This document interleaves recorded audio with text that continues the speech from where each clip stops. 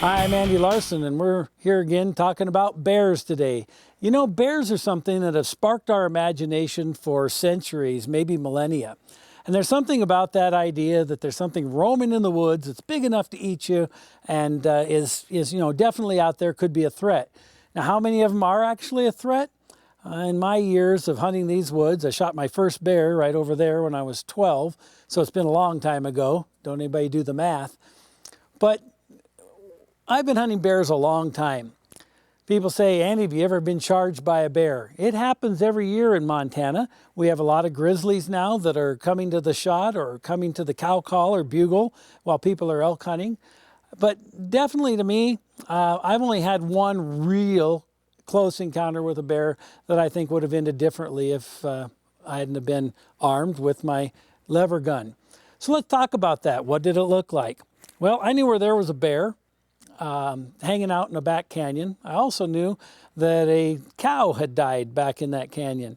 I thought this would be a great opportunity to get some pictures of a big old black bear. It was also spring bear season, so we were good to go. I had my Nikon camera on a strap around my chest. I parked about half a mile away and I walked into this brushy draw where the dead cow was. You could tell you were getting close because certainly you could smell it. As I got into about 30 yards from where the cow was, I could see the legs of that cow going like this, flop, flop, flop. Bear was having its way with her back in the bushes. So I slipped in as quiet as I could, and I could see that bear. I had my Nikon in my hand.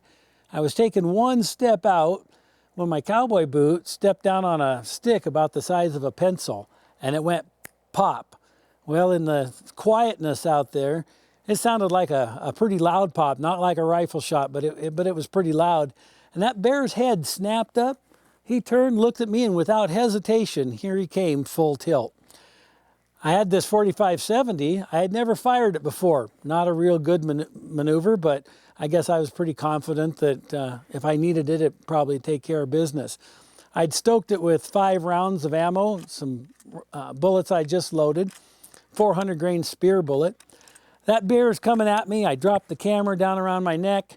The rifle came up, hammer back, bead on his nose, and at about 8 feet, I shot him right up the left nostril. That was a little too close for comfort, but I can tell you this, it happened like that. That bear covered that 30 yards in so little time, and silently, if I remember back and I think back to the moment, it was absolutely like silence. And everything was happening in slow motion. Camera down, gun up, bead on his nose, and boom. Well, it dropped him right in his tracks. Unfortunately, the bullets that I'd loaded weren't heavily constructed enough for the velocities that I was pushing them at. Yes, it went up his left nostril, but the bullet came apart and didn't even make it all the way to the brain in the back of the skull. Bear dropped in his tracks, pushed back up and came up off the ground and turned.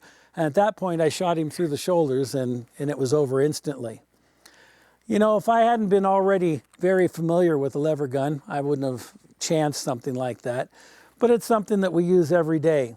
This particular one's outfitted with Skinner Sights.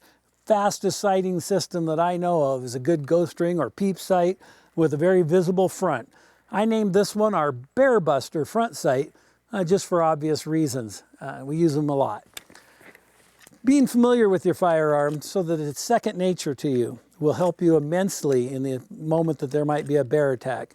There's some other things that you can use, pepper spray, other kinds of deterrents, but I always like to have the finality of a firearm if needed. My name's Andy Larsson with Skinner Sights, www.skinnersights.com.